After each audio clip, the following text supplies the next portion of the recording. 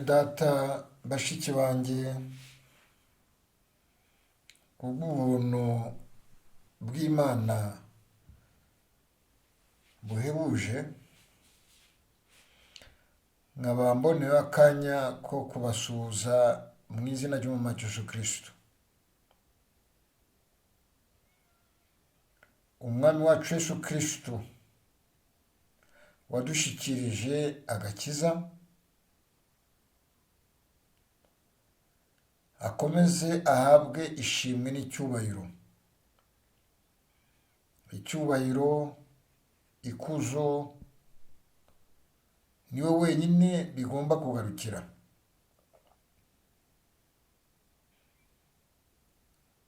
Umwami aduhana umugisha mu gihe tugiye gufatanya mu ijambo ry'Uhoraho, ijambo ryahozeho, ijambo ririho, ijambo rizahoraho. Nk'uko umwami yabyivugiye ahangana n'umwanzi we, yabwiye umwanzi we ngo umuntu ntabwo azabeshwaho n'imigati gusa, agomba kubeshwaho n'ijambo riturutse mu kanwa k'Imana. Umwami aduhane twese umugisha. Mbere y'uko twumva icyo umwami akeneye kutuganiriza mu ijambo rye, mureke dufate akanya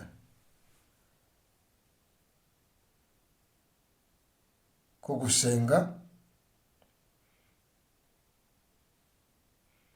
Data wa twese uhoraho,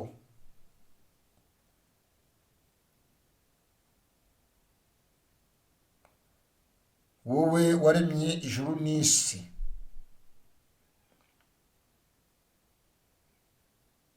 Mwami, izina ryawe rihabwa icyubahiro muri iyi si. Ubushake bwawe budusorereho nk'uko uba wabyiyemeje mu ijuru. Uri Imana nzima, uri Imana idahinduka, niwe wabanye n'abera haba mu isano rya kera, abera batubanjirije, no mu isezerano rishya. Wabanye n'intumwa, ukaba waramanutse muri iki gisekuruza kugira ngo udushyikirize ijambo ryawe ry'isezerano. Ngewe nk'umugaragu wawe ugiye gufata akanya ko kubumbura umunwa kugira ngo mvuge icyadufasha twese mu gihe dutegereje kugaruka kwawe, gusigwa umaye kugere ku ari we wese ufite umutima ukeye wo kwakira ijambo ryawe, kubera ko ijambo ryawe warigeneye kugira ngo ribe imbuto igwa mu butaka bwiza, mu mitima ifite ubushake, mu mitima igusonzeye. Mwami, iri jambo umwuka wawe wera rifate, Mwami aryinjize mu mitima yacu muri ibi bihe wemeye ko ducamo. Iri jambo rituremeshe, ritumurikire, ritubere ifunguro mu gihe dutegereje kugaruka kwawe. Umugisha bene data na bashiki banjye n'uwo ari we wese uza kwakirira ijambo uko rimanutse rivuye kuri wowe, ndizera ko ritakugarukira ridashoje icyatumye uritugezaho. Ngewe nk'umugaragu wawe, nubwo nakwiriye, wowe ukwiriye, mushoboze mvuge nk'uvugishwa nawe, twese twakire icyo waduteguriye kugira ngo ubugingo bwacu uburemeshe, ubukomeze mu gihe dutegereje kugaruka kwawe. Nkaba mbisabye mu izina ry'umwami wacu Yesu Kristo. Bene data, munyemerere dufatanye muri iyi ndirimbo ya 68 mu ndirimbo z'agakiza. Ndaririmba: ntabwo nkwiye kujya niganyira, nibaza uko ejo nzaba merewe, nzajya nibuka yuko ihoraho imenye ibyo byose uko bingana, ifite umutima w'urukundo, kuko ntungisha ibinkwiriye, umunezero n'umubabaro byose abizanira amahoro. Umunezero n'umubabaro byose abizanira amahoro. Ambaha ndetse buri munsi, kandange rero ubuntu nkwiye, ajyanye korerera imitwaro, niwe data kandi niwe mana, nguko ajya nunga buri munsi, ajya ndamira muri byo byose, buri munsi azajyamo imbaraga. Iryo ni isezerano yamaye, buri munsi azajyamo imbaraga. Iryo ni isezerano yamaye, mana yanjye komeza ujye umfasha, ngutaramiye neza icyo umbwira, murenize ijambo wambwiye, sinkabure ku mbaraga zawe, no mu bikomeye biri ubu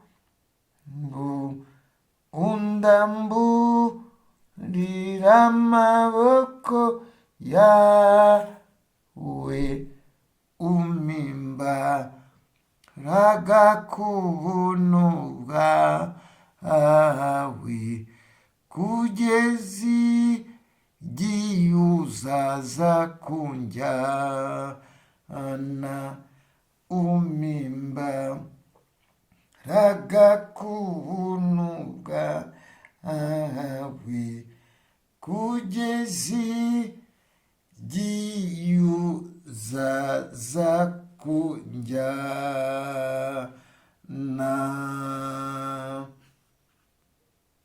Tugiye gufata akanya ko gusoma ibyanditswe byera mu gitabo cya Esaya igice cya 11 duhereye ku murongo wa mbere kugeza ku murongo wa 2. Ndasoma muri Bibiliya y'Igifaransa ngenda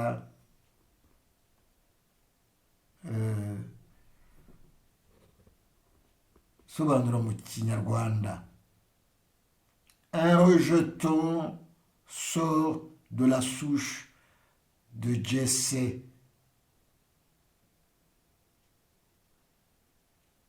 Un surgeron pousse de ses racines.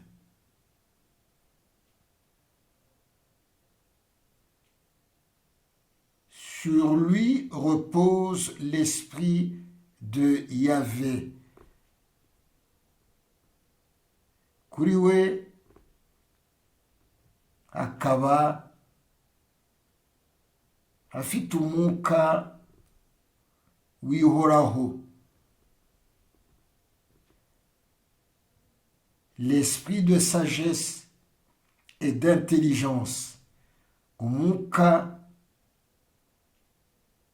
wo kumenya n'ubwenge. L'esprit de conseil et de force. Umwuka w'ubujyanama n'imbaraga. L'esprit de science et de crainte de Yahvé. Umwuka wo kumenya no gutinya uhoraho. Ibi ni ibyanditswe byera dusomye mu izina ry'Umwami wacu Yesu Kristo. Uwiteka aduhane umugisha kubw'iri jambo rye dusomye. Umutwe w'ijambo ryacu ry'uyu munsi ukaba uvuga ngo Yesu Kristo niwe bwenge buturuka ku Mana. Niwe bwenge bw'Imana ihoraho. Koko niwe bwenge bw'Imana bwahozeho.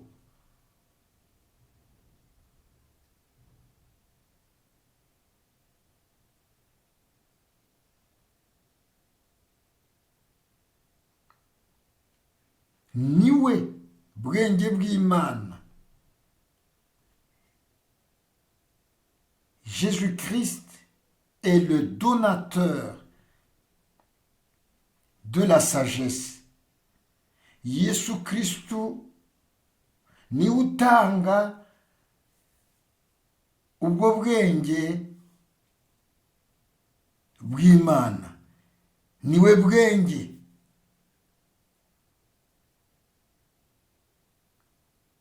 Niwe mpano y'Imana. Iyo mpano y'Imana Imana yidushikirije kugira ngo iyo mpano y'Imana y'ubwenge Imana iyitereke mu mitima yacu,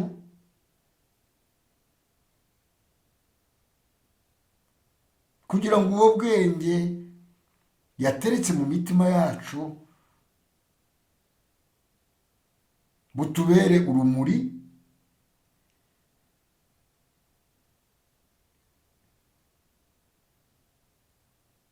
naho ngaho ijambo ry'Imana rivuga ngo Yesu Kristu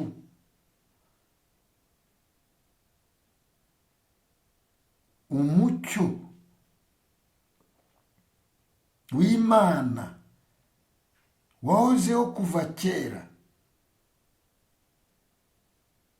Aho ngaho mu ntangiriro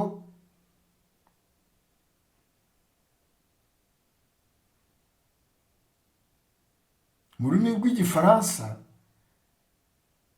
mu ntangiriro igice cya mbere umurongo wa 3, Dieu dit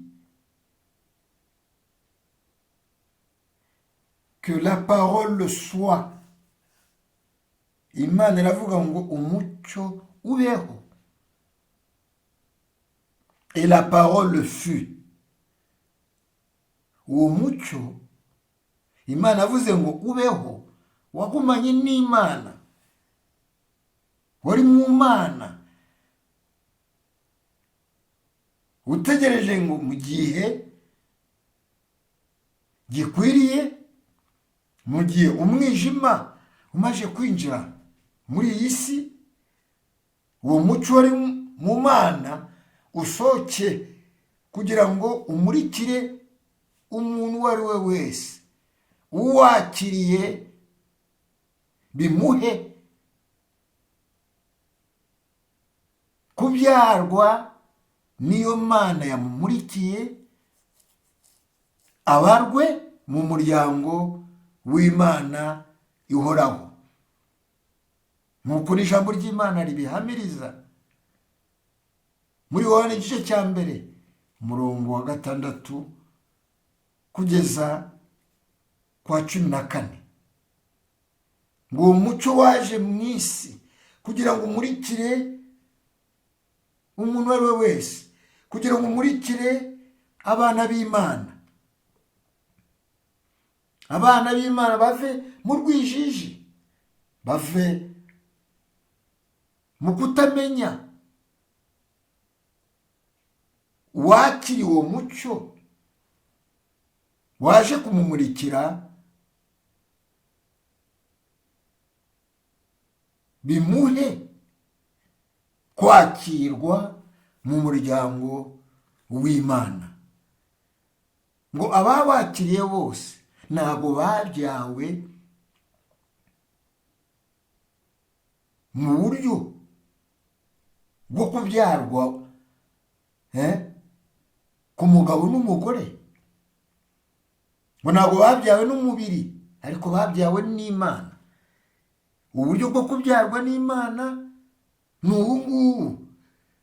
Ni igihe umuntu yakiriye uwo mucyo uturutse ku Mana umurikira umutima we,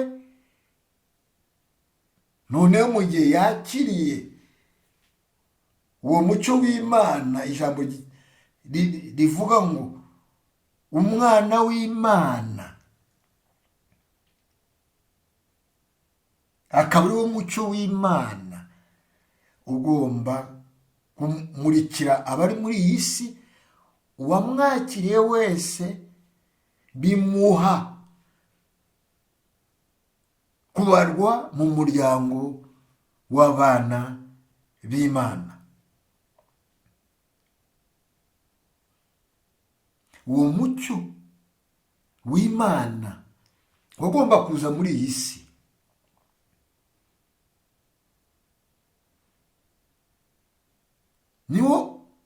n'uwo mucyo Esaya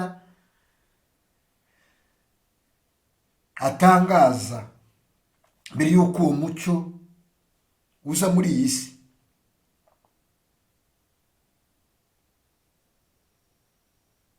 Esaya akaba abitangaza mu gice cya 9 umurongo wa 6. Reka dusome ibyanditswe ku murongo wa 6. Ijambo ry'Imana rikaba rivuga ngo, ndasoma mu gifaransa, car un enfant nous est né, umwana yatuvukiye. Ijambo ry'Imana ntabwo rivuga ngo umwana yavutse, yatuvukiye. Abo yagombaga gucungura uwo mwana twese aratuvukiye. Imana ikaba ibona ko mu gihe avutse, kubera ko yatuvukiye, Imana ikaba itubona muri uwo mwana wayo. Erega niwe ntangiriro yo kuvuka ubwa kabiri. Imana itangira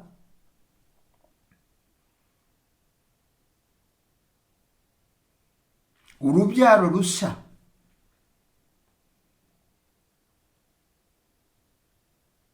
Niyo mpamvu n'ijambo ry'Imana rivuga ngo uyu mwana yatuvukiye. Uwo ni Yesaya ubitangaza. Uwo mwana byageze igihe aravuka. Avuka biturutse mu kwizera. Ijambo ry'isezerano riza kuri Mariya. Mariya araryizera,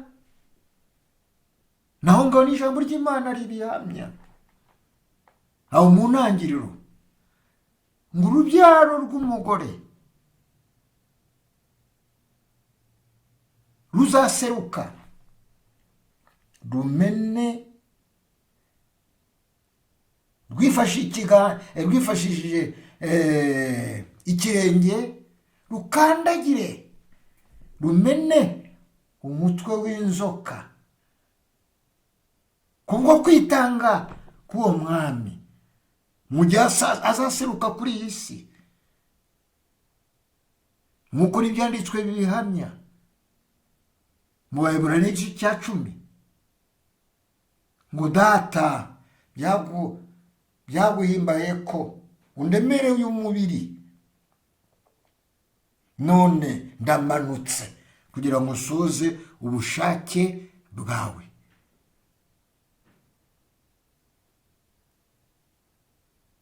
Ntabwo mpaye agaciro uyu mubiri, nemeye kuwutanga kugira ngo ubushake bwawe busohore, imbabazi zigere ku bantu, amaraso ari muri iyi mitsi y'uyu mubiri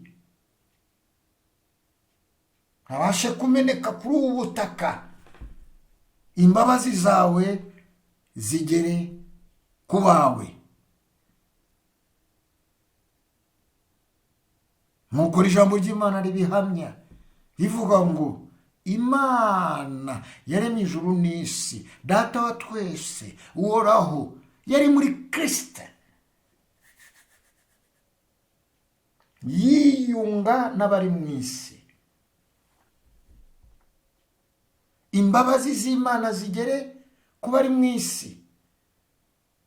Kugira ngo izo mbabazi zigere ku bari mu isi, byasabye ko amaraso y'Imana ameneka kuri iyi si. Amaraso y'Imana mu gihe azaba amenetse, nk'uko n'ijambo ry'Imana ribihamya, ayo maraso, ijwi ry'ayo maraso, ubwo bugingo butagira inenge, buzaze buvugira uwizeye uwo ari we wese, ugarukiye Imana, ubwo bugingo bumuvugire.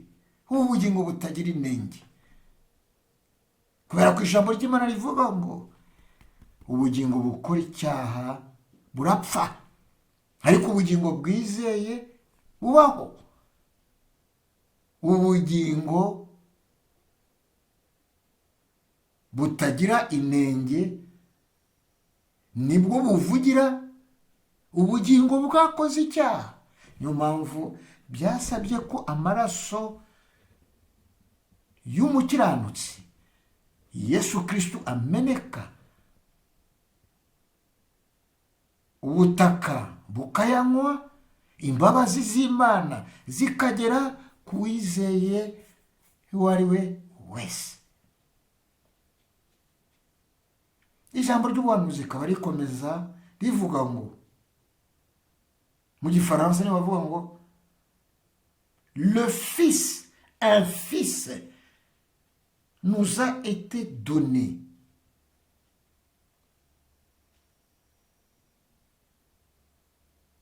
Uyu mwana duhawe we ntabwo avuka, tumuhawe kugira ngo aze ature mu mitima yacu. Icyo uhawe uracyakira. Naho ngaho mu gihe turimo kuganira kuri iri jambo rivuga kuri Yesu Kristo ari we bwenge bw'Imana, ubwenge nyakuri, uwo nguwo niwo tugomba kwakira. Uwo mwana tukamwakira mu mitima yacu. Ijambo ry'Imana rifite niriranamutaka ngo ni umujyanama, conseiller, igitangaza, merveilleux, Dieu fort, Imana ikomeye.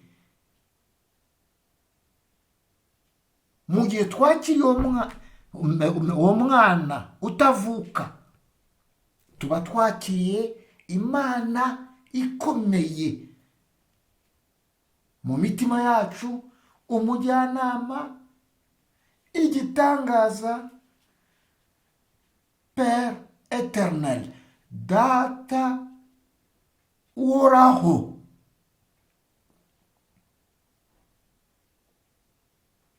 Prince de la paix, umwami w'amahoro. Impamvu ari umwami w'amahoro, ijambo ry'Imana niryo ribihamya, rikaba rivuga ngo dufite amahoro n'Imana. Kugira ngo tugire ayo mahoro n'Imana, ni ukubera ko iyo Mana twari twahemukiye ku bw'amaraso yayo, yahise itwakira mu muryango wayo, imbabazi zayo zikatugeraho.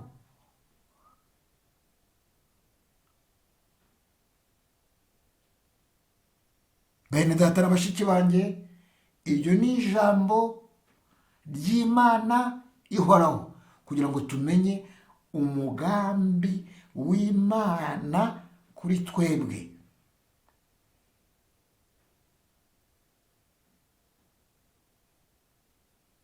Uburyo ubwo bwenge Imana ibudusakarizaho, ibyanditswe byera bikaba bihamiriza mu gutegeka kwa kabiri, igice cya 34, umurongo guhere ku murongo wa 5. Turasoma mu Bibiliya y'Igifaransa. Turimo turaganira ku ijambo rivuga ngo Yesu Kristo niwe bwenge bw'Imana, niwe soko y'ubwenge nyakuri. buva ku Mana.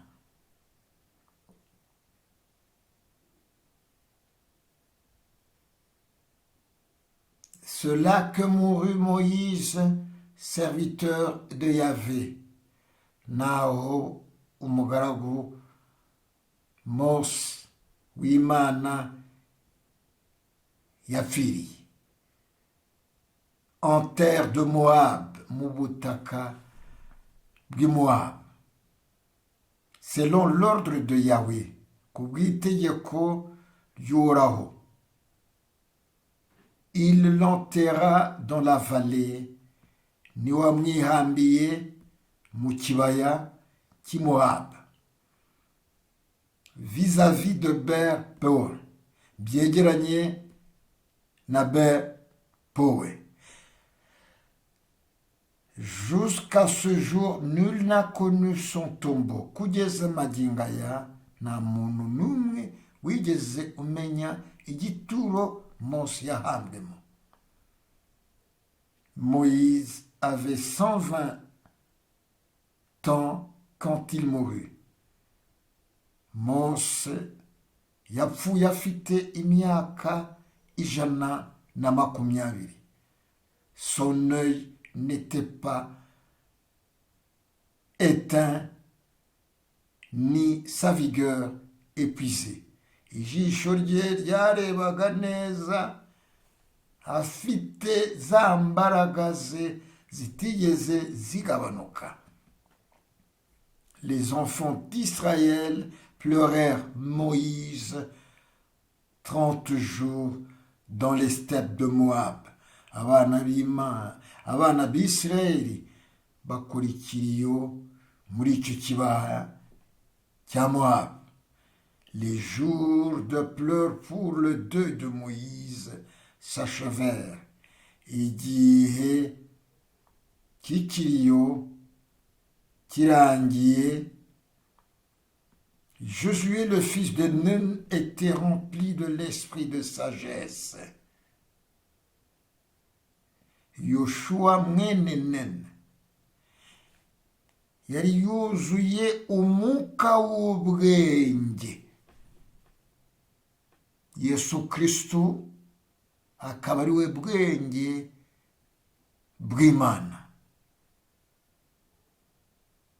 Imana nikomeze itwuzuze umwuka wayo. Umwuka mu gihe uri muri twebwe ni umwuka w'ubwenge.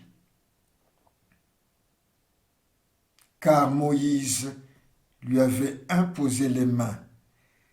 Mose yari yamurambitseho ibiganza.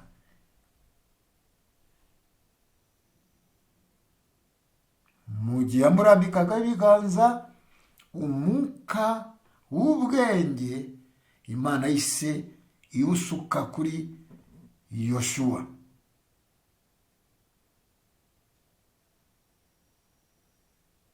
C'est à lui qu'obéirent les enfants d'Israël. Uwo munsi yarambitseho ibiganza, umwuka w'ubwenge ukamuzaho. Byatumye abana b'Isirayeli bamwubaha, arabayobora abageza mu gihugu cy'isezerano. Exécutant l'ordre que Yahweh avait donné à Moïse. Basohoza ibyo Mose yabashe kubategeka. Uwo mwuka w'ubwenge ari we Yesu Kristo, uwo mwuka utuyobora mu by'Imana ishaka kubw'icyubahiro cyayo. Mu gusohoka kwa mbere, Imana iyobora Mose mu Egiputa kugira ngo asore abana b'Isirayeli mu gihugu cy'isezerano. Bigira igihe Mose arapfa. imana ifata mwene data Yoshuwa imwuzuza umwuka w'ubwenge kugira ngo aserukire ajye imbere ayobora abana b'Isirayeli bamwumvira kugira ngo binjire mu gihugu cy'isezerano. Yoshuwa ugereranywa n'umwuka wera twakiriye, umwuka w'ubwenge uha buri wese umugabane we mu mubiri wa Kristo, kugira ngo uwo mwuka w'ubwenge utuyobore mu bwenge bw'ijuru, kugira ngo umubiri wa Kristo ubashe kubakwa, ingingo zose zigize uwo mubiri zibashe gukora zifatanyije urunana mu bwenge Imana twese iduhaye, kugira ngo itorero ry'Imana, umugeni wa Kristo, abashe gushika ku rugero Kristo ashaka. Ubwo bwenge nibwo Imana yahaye n'abagaragu bayo, ubukozi bw'ijambo. Agira bamwe n'intumwa, bamwe nk'abahanuzi, bamwe nk'abavugabutumwa, bamwe nk'abigisha, bamwe nk'abapasiteri. Hatari ubupasiteri cyangwa ubuhanuzi abantu bajya kwiga mu mashuri, ariko bakabihabwa na Yesu Kristo wazamutse ari we soko y'ubwenge, akabagira abavugabutumwa, kugira ngo itorero ry'Imana, ingingo za Kristo zibashe kugera ku rugero rwa Kristo, urugero rushitse. Imana irushaho kuduhana umugisha. Ngo Mose arambitse ibiganza kuri Yoshuwa, Imana ishyira umwuka w'ubwenge kuri Yoshuwa, kugira ngo Yoshuwa ayobore abana b'Isirayeli abageza mu gihugu cy'isezerano, buri wese abone umugabane we. Yoshuwa akaba agereranywa n'umwuka wera muri iki gihe turimo. Buri wese amenye Imana imushyire mu mwanya we, kandi mukoreshe imwuzuza umwuka w'ubwenge, kugira ngo ubwo bwenge Imana imuhaye bugirire akamaro abagize uwo mubiri wa Kristo, itorero ry'Imana ryubakwe. Yesu Kristo niwe bwenge bw'Imana. Ni muri Yesu Kristo nk'uko tubibona mu gusohoka kwa mbere, Yoshuwa ageze abana b'Isirayeli mu gihugu cy'isezerano. Ni muri Kristo Yesu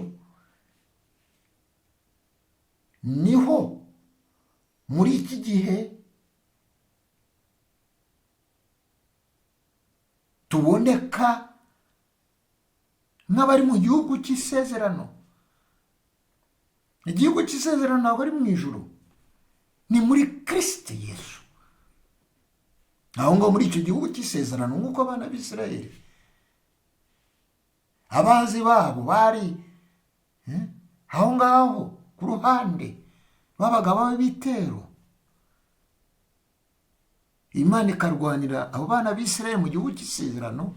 Nuko natwe muri Kristo Yesu abanzi b'Imana batugabaho igitero, ntabwo bakitugabaho turi mu ijuru, bakitugabaho turi muri Yesu Kristo mu gihugu cy'isezerano.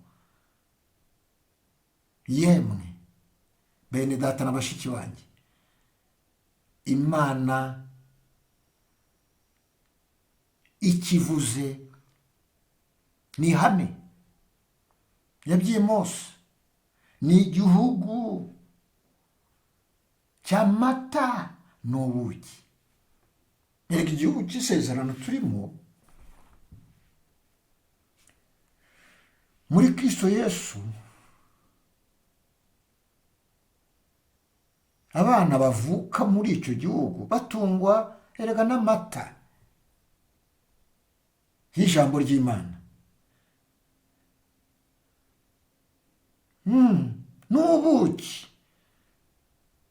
Niyo mpamvu muri iri jambo ry'Imana rihoraho nta nkuru zisanzwe Imana yashatse kugira ngo ivuge inkuru zisanzwe. Ibi byose biba bihuje n'ubushake bw'Imana ihoraho. Murabona ibyabaye kuri mwene data Samusoni mu butwari Imana yamuhaye, imwambika imbaraga. Yaje guhura n'intare, intare yarayishanyaguza, arayica, intumbi yayo ayisigaho.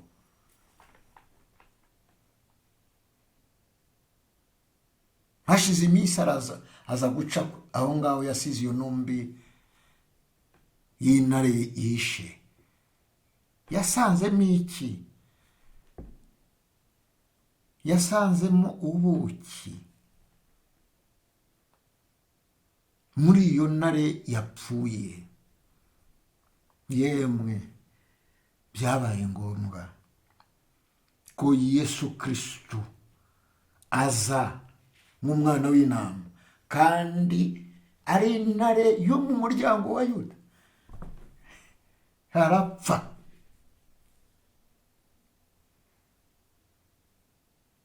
Yemwe yapfuye kugira ngo aturage iki?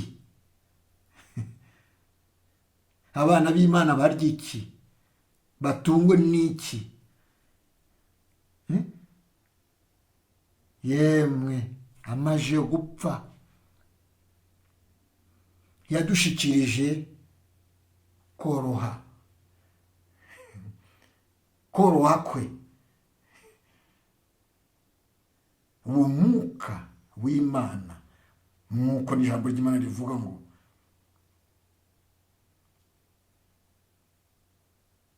umwuka w'Imana ni umwuka w'ubugwaneza, wo koroha. Imana irushaho kuduhana umugisha.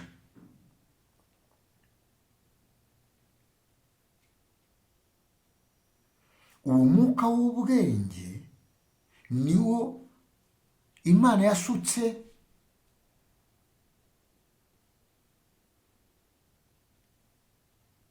ku bahanga.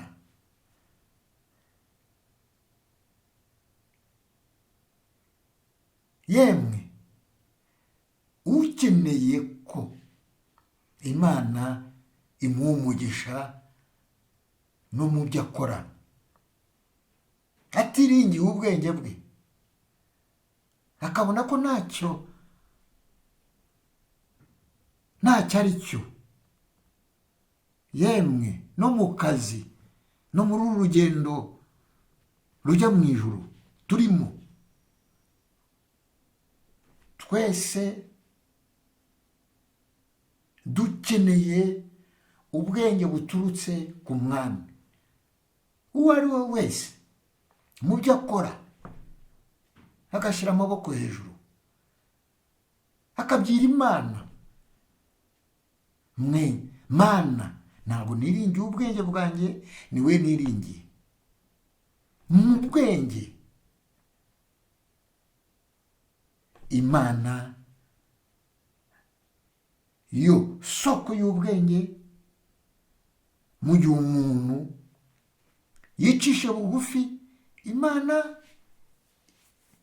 imuha ubwenge, ijambo ry'imana rikaba rinabihamiriza. hano mu Kuva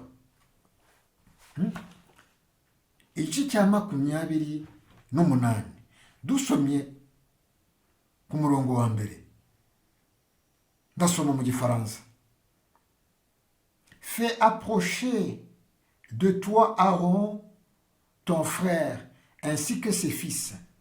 Wiyegereje Aroni mwene so n'abana be parmi les enfants d'Israël,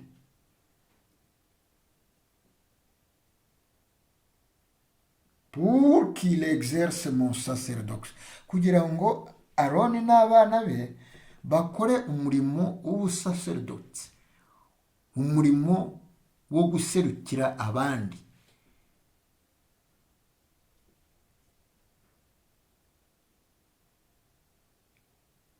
Aaron mukuru w'umuryango, Nadab, Abihu, Eliezer et Itamar, abana ba Aroni. Yemwe natwe dufite umuryango, dufite n'umukuru w'umuryango. Uwo mukuru ari we mutwe w'itorero, Yesu Kristo, soko y'ubugingo. Ubwo bwenge bw'umukuru w'umuryango nibwo bugera no ku bagize umubiri we, bagize ingingo ze. Et tu feras pour Aaron ton frère, uzakora kuri Aaron mwene so des vêtements sacrés qui lui feront une splendide parure. Zamukorere umwene so Aroni umukuru w'umuryango umwenda mwiza cyane, yambara uwo mwenda mwiza cyane. Koko uyu mukuru w'umuryango yaje yambaye neza umwenda mwiza, umwenda w'ijambo. Sadirike n'abagomba kumukomokaho uwo mwenda mwiza, haba na Aroni haba n'abana be bagomba guseruka bambaye umwenda mwiza. Yemwe umukuru w'umuryango wacu yaserutse ari ijambo ry'Imana, ijambo ry'ubwenge.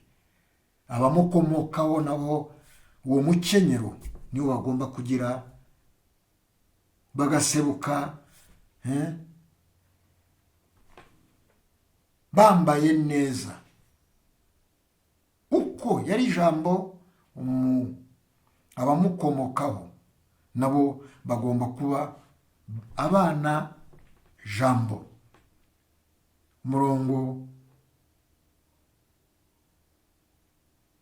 wa 3, tu t'adresseras à tous les artisans les plus habiles. Uzabasha kwiyegereza abahanga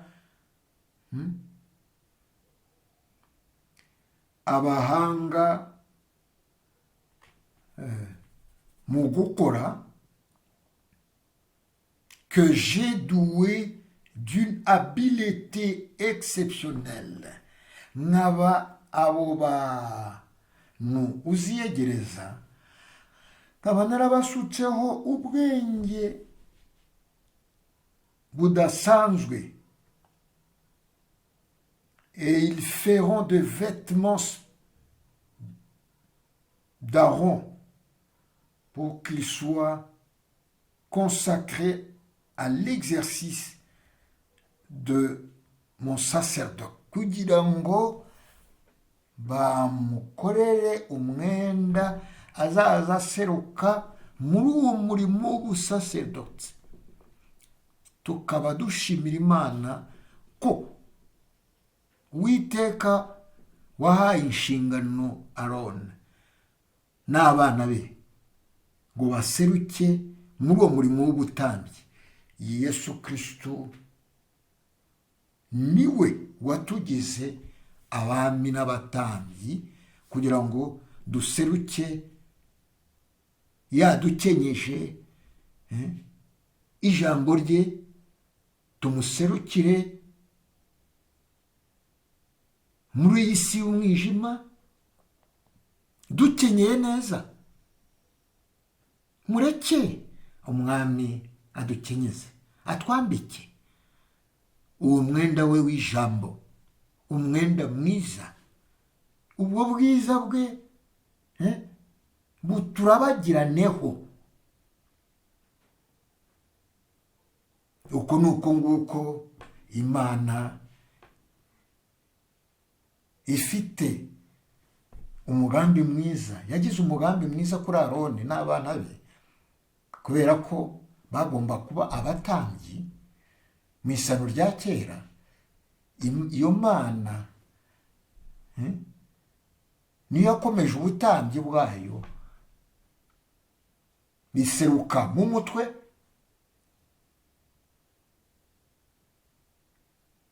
kugira ngo aboneke umuryango w'abami n'abatambyi. Iyo Mana ikomeze ihabwe ishimwe n'icyubahiro. No muri iki gisekuruza cya nyuma hagomba kuboneka abakobwa n'abahungu b'Imana baserukira iyo Mana nzima, nk'uko twabisomye mu ijambo ry'Imana.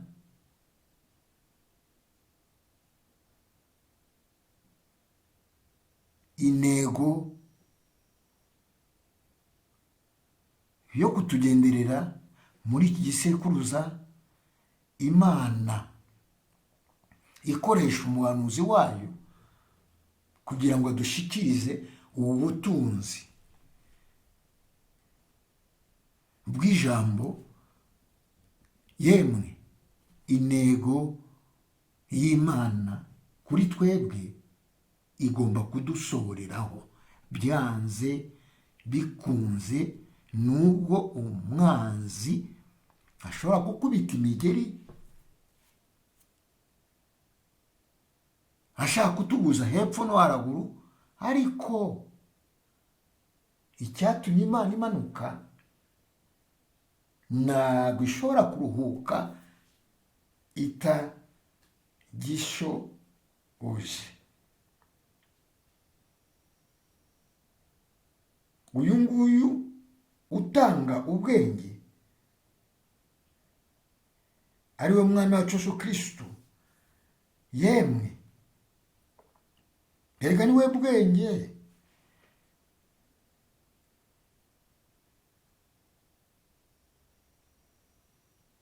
Imigani igice cya 9 umurongo wa 1 kugeza kwa 6 bavuga ngo bwenge yaraserutse,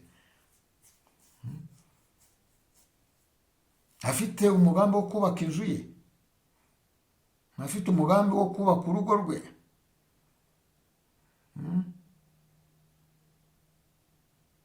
Byose yabiteganije ku buryo adashobora gukomwa mu nkokora. Bwenge hagurutsa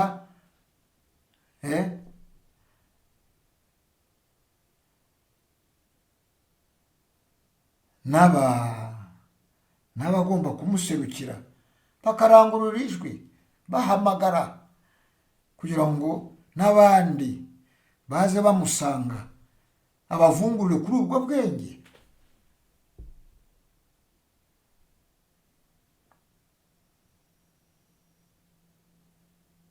Uyu bwenge wo mu isezerano rya kera bavuga mu Migani igice cya 9 umurongo wa 1 kugeza kwa 6, erega niwe wahaye ubwenge mwene data Salomo, kandi ubwo bwenge bwaragaragaye.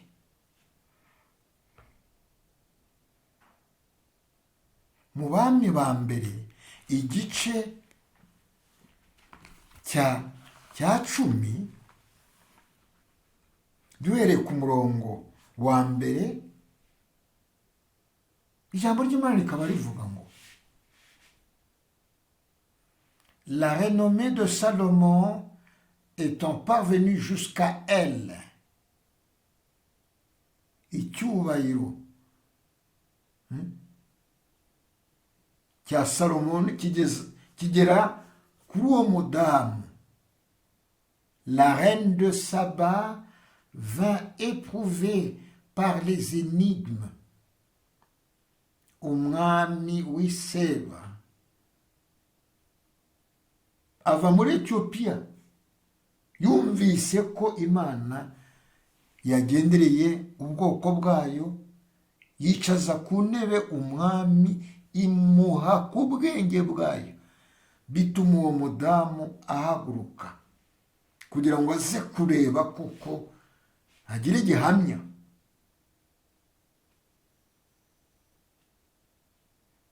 Elle apporta à Jérusalem de très grandes richesses. Ntabwo yaje imbokomboko, yageze i Yerusalemu afite ubutunzi, ariko afite n'umugambi wo kugira ngo arebe iyo Mana bwenge, ikaba yarabashe guha ubwenge umugaragu wayo Salomon. Des chameaux chargés d'aromates, d'or, ingamiya zikoreye zahabu, zahabu nyinshi.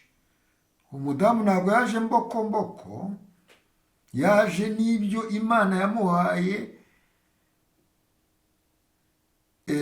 des pierres précieuses, n'amabuye y'agaciro. Et quand elle fut arrivée auprès de Salomon, mu gihe yageraga imbere ya Salomoni w'Imana yahaye ubwenge bwe, elle lui proposa tout ce qu'elle avait médité. Ibyo yatekerezaga, ibyo yashaka kubaza byose abibaza uwo nguwo Imana yahaye ubwenge. Mais Salomon l'éclaira sur toutes ces questions. Salomon aramumurikira mu byo yabajije byose. Et aucune ne fut pour le roi un secret qu'il ne put élucider. N'ibyari amabanga byose Salomon kubera ubwenge Imana amuhaye nta cyabashe kumwisha, byose yabishize ku mugaragaro. Ibi ngibi nibyo byabashe no kuba kuri uyu mwami w'abami mu gihe yari muri iyi si yambaye umubiri, n'amabanga y'abafarisayo yashyiraga ku mugaragaro, n'ibyari bihishwe mu mitima y'abigishwa be yari abizi, kubera ko we Jambo niwe bwenge, soko y'ubwenge ubwo ari bwo bwose. Niyo mpamvu n'igihe turi imbere y'Uhoraho, ijambo ry'Imana ribereyeho kuturondora. Nta gishobora kwihisha imbere y'ijambo. Niyo mpamvu mu gihe duserutse imbere y'Imana tugomba guseruka tukayibwira, tukayivuga ngo mwami, ntacyo naguhisha, nije uko meze, uranzi, rondora umutima wanjye. Imana ariyo soko y'ubwenge, irakurondora.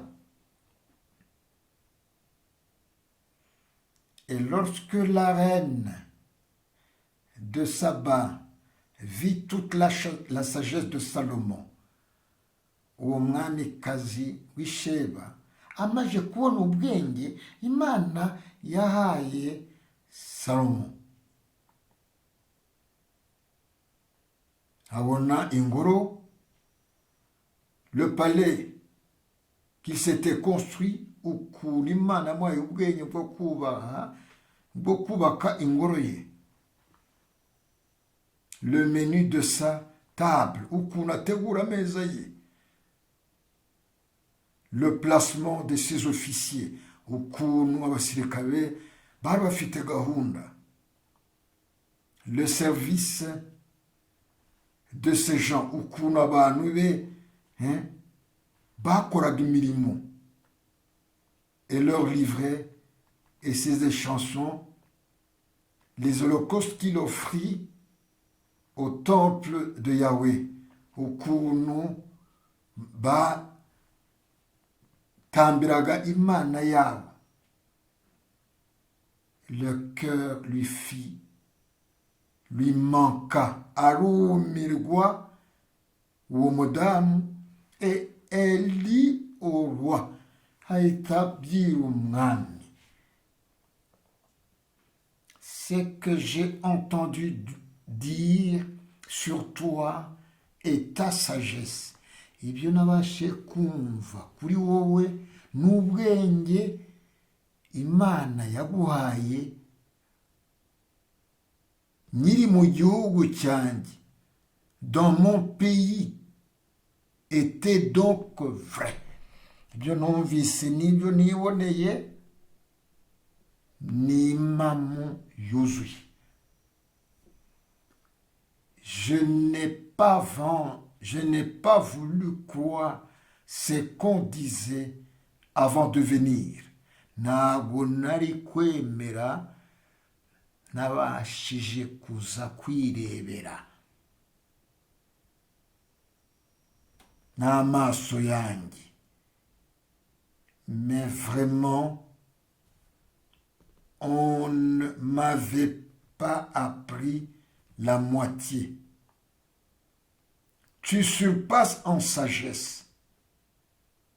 Ubwenge bwawe burarenze. Et en prospérité, la renommée dont j'ai eu l'écho. Ubwenge bwawe burahebuje, n'icyubahiro Imana yaguhaye kirahebuje. Noneho, bienheureuses tes femmes, abagore bawe barahirwa. Bienheureux tes serviteurs, abagaragu bawe nabo barahirwa. Que voici qui se tiennent continuellement devant toi. Abari imbere yawe n'abanyehirwe. Turi abanyehirwe bene data, mu gihe turi imbere y'uyu munyabwenge ari we Yesu Kristo, kugira ngo adutegure, atwambike ubwiza bwe. Turi abanyehirwe.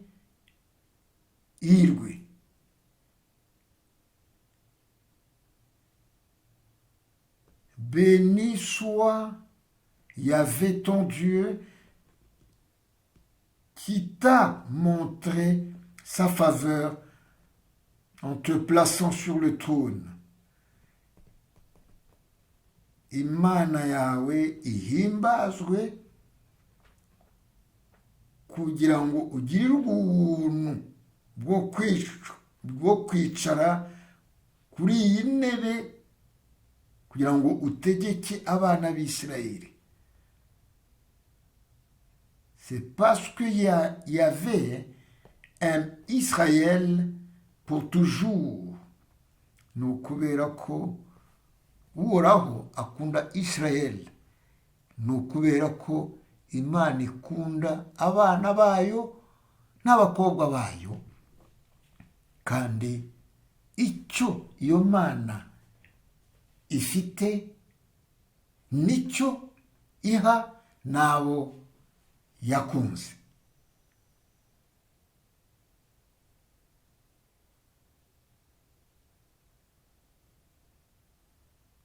c'est parce qu'il y avait un Israël pour toujours qu'il t'a établi roi.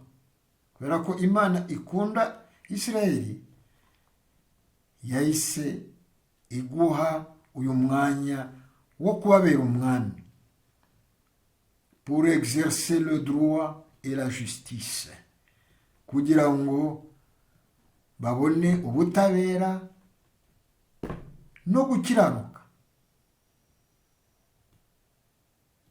Elle donna au roi 120 talents d'or. Uyu mwami aha uyu mwami Imana yimitse zahabu yari afite, une grande quantité d'aromates et des pierres précieuses, amuha n'ibihumura byinshi, amuha n'amabuye y'agaciro menshi.